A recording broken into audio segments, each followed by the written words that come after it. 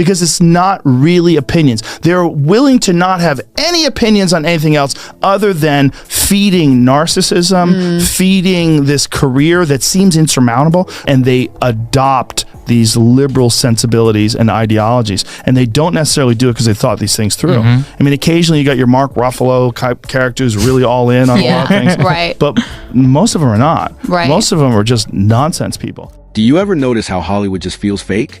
Like really fake, and not in the fun movie magic way, but in this entire system is built on phoniness kind of way?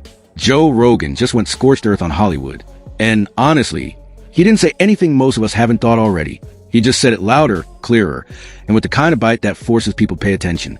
And honestly, he's right. Think about it. Hollywood likes to present itself as this big, open-minded, free-spirited world where creativity is everything. But let's be real. Creativity stopped being priority a long time ago. What matters now? Saying the right things, believing the right things. And if you don't, you're done. You're not just ignored, you're erased, blacklisted, canceled, gone. Joe hit the nail on the head when he pointed out that the majority of these celebrities aren't actually passionate about the causes they pretend to stand for. They don't sit around reading philosophy books or having deep political debates at dinner. They're doing what every insecure person in a toxic workplace does, figuring out how to survive. And survival in Hollywood means selling out your own convictions and parroting the approved script. Sure, you've got the Mark Ruffalo of the world who really do seem Allen on these ideologies, living and breathing them like it's a religion. But most of them are, as Jolie called them, nonsense people.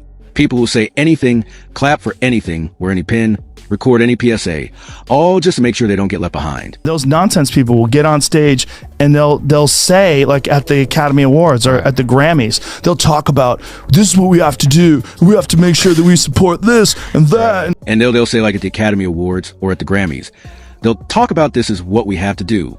We have to make sure that we support this and that. And it's not just about politics. It's about control. That's the word nobody in Hollywood wants to talk about.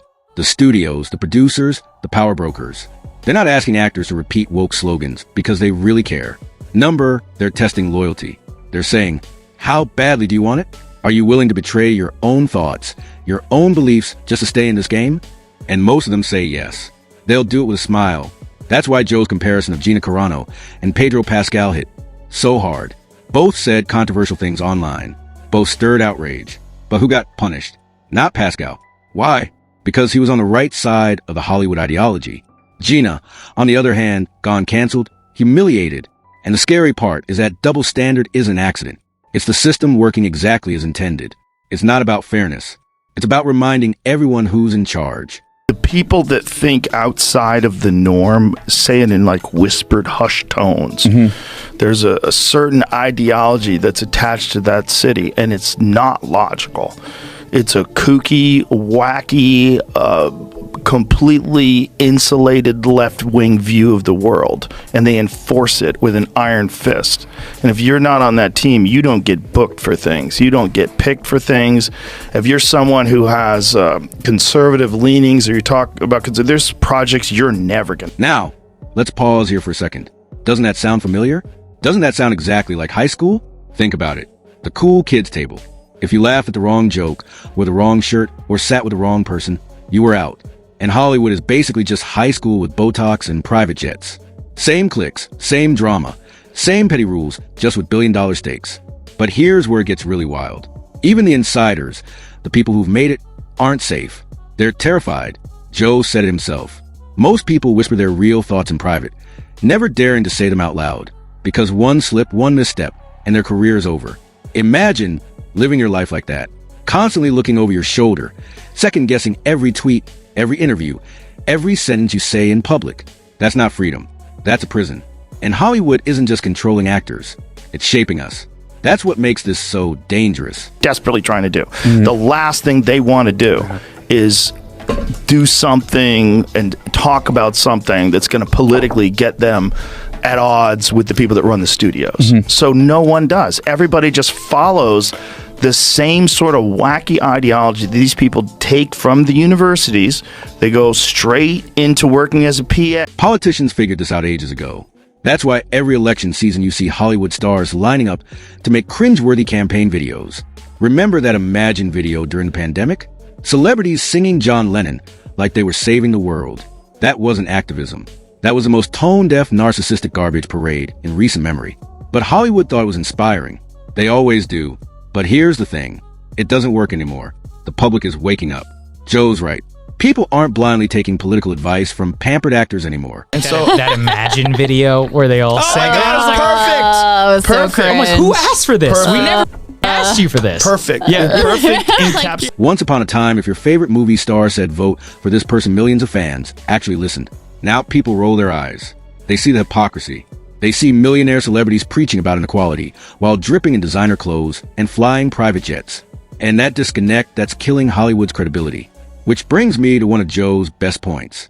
Hollywood isn't really about movies anymore. It's about obedience. It's about manufacturing conformity.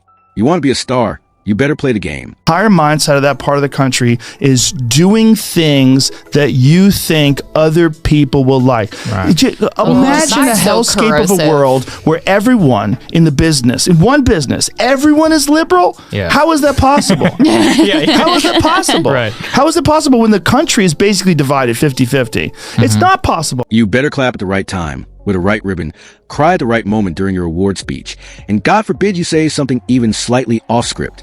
That's why the Oscars, once a night of celebrating cinema, now feels like a political convention with movie clips in between. And come on, you know it's true. The speeches aren't about movies anymore. They're campaign ads. They're propaganda. They're a way for celebrities to prove their loyalty to the ideology. Meanwhile, the ratings for these shows keep plummeting. Why? Because the audience doesn't care. Nobody tunes in to watch millionaire actors lecture them on morality. People want movies, not moral sermons.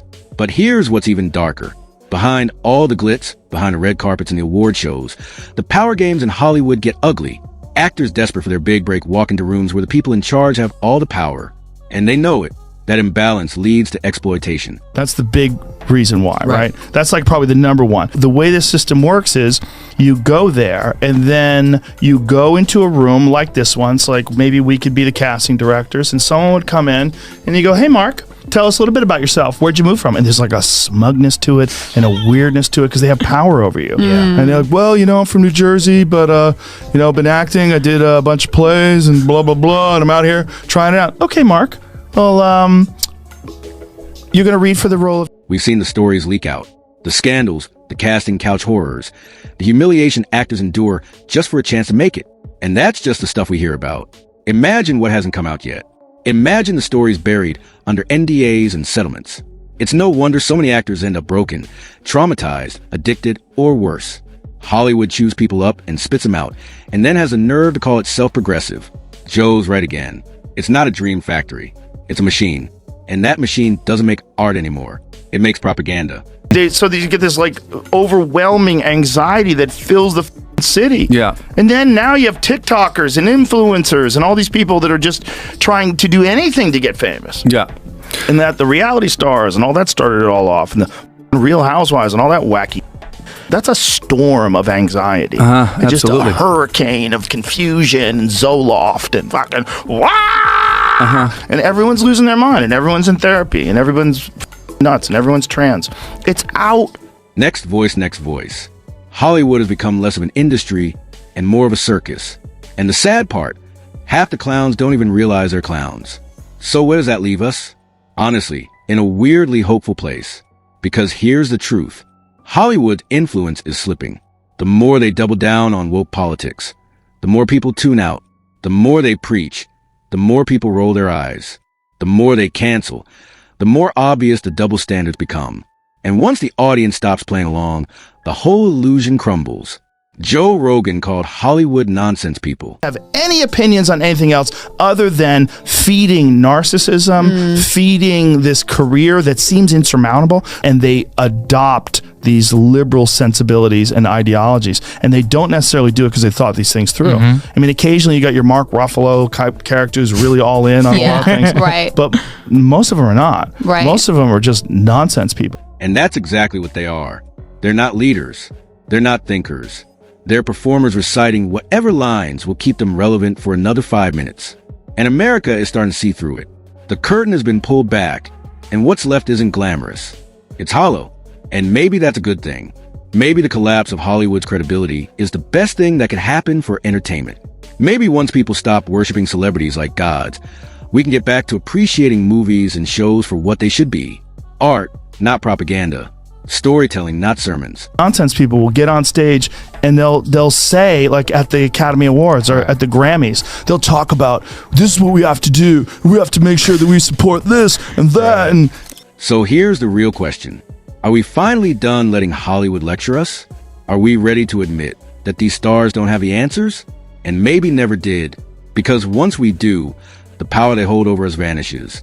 And maybe then, just maybe, the nonsense people will fade into exactly what they always were. Actors reading lines, nothing more. And honestly, that might be the most freeing realization of all. So, what do you think? Is Joe Rogan right about Hollywood being full of nonsense people? Are we watching the collapse of their influence in real time? Drop your thoughts in the comments below. I'd love to hear what you think. And don't forget, smash that like button, hit subscribe, and ring the bell so you don't miss the next breakdown. Trust me, you're going to want to stick around for this.